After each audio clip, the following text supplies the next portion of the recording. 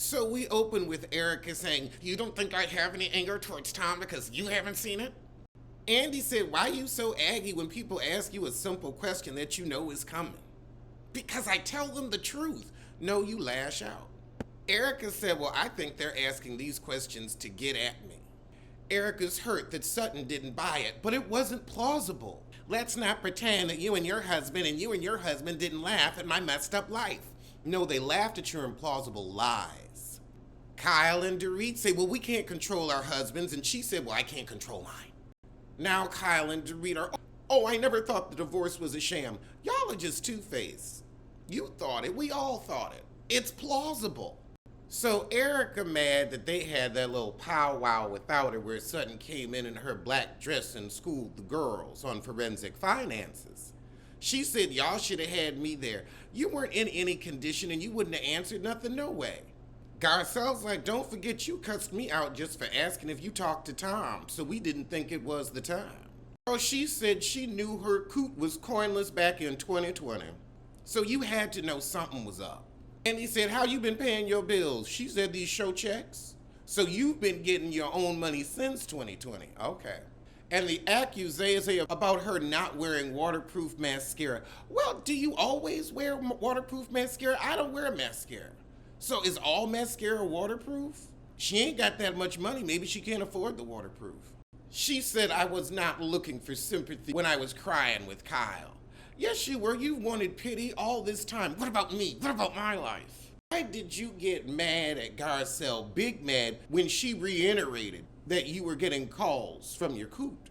She said, "I just didn't want to seem like I was in cahoots with my coot, but I'm checking on him now that he's at Shady Pines." So Eric is saying $20 million was not deposited in her account. However, that story ain't being told. Well, how much was?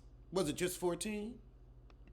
So the $14 million Amex bill, she said, "Well, that was just $2 million a year when you average it out, which is, what it costs to live this lifestyle." And she's right. She's right. Being on TV is expensive. Erica taking everybody down with her. She said, "Look, if they want my money, why aren't they going after the people that got paid by Girardi and Keese? All the lawyers, the secretaries, the cleaning peoples. Run they pockets too, boo-boo. Run they pockets too. It's not just me, it should be you. Run their pockets too. Where is the money? I don't have a clue. So run their pockets too. Andy is getting into it. He's going line by line with this New York Times. "You said he turned coot 3 years ago, but he's been stealing for 10. How that mathin'? Erica said, "If I had known, I wouldn't have gone on the show." So they asked Sutton, "What did you know about Tom's shady business practices and the lawyer who left?" And she said, "Well, I heard, but I don't know." Erica said, "If you don't keep that shit off the playground, I need names for my investigation. Whose side are you on?" Erica said, "Why you believe in the papers when you can come to the source?" "Because none of what you said was believable and you gave people 5 different stories. That's why."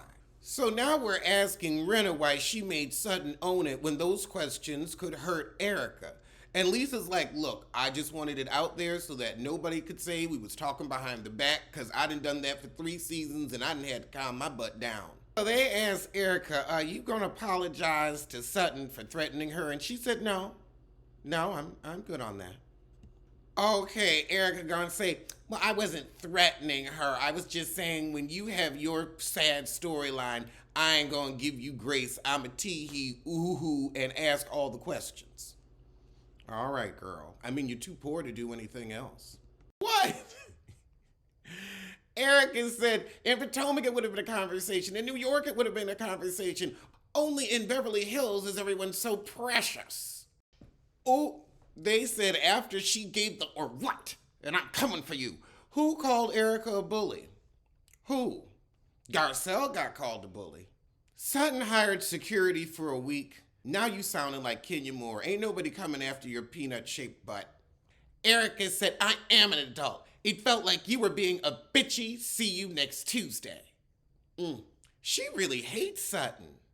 I think she never liked her when she came on, but now we know she's been broke since 2020, so the heifer been jealous. Sutton said, "Well, look, you wouldn't shoot any one-on-one scenes with me, so How could you convince me that you weren't a liar when I know you are? Erica keeps saying, I'm not a liar. Okay, you just tell 5 different versions of the same story. So you're a novelist? Erica said, I never lied to you and pretended to be your friend. I just played your ass. That's lying.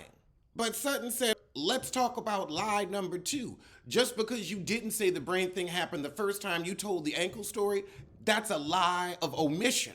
And your lawyer husband should have taught you that.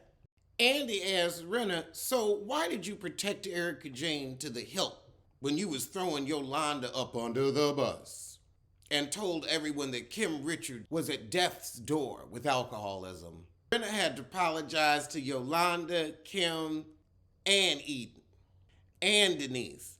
You say you feel bad about these things, but you do them every year. Erica keeps forgetting the chicken and the egg. Sutton didn't call you a liar before you told like 3 different stories that did not match up. So stop saying you called me a liar, that's why I stopped talking to you. She wasn't believing your lies and would ask follow-up questions. You knew you couldn't snow her. This heifer just lied right now. My son only rolled his car. My husband flipped his car, so there was only one flipped car. Girl, you forgot you mentioned your son. So she finally gets out the Tom story of how she was able to find him, and apparently he called her before he called 911.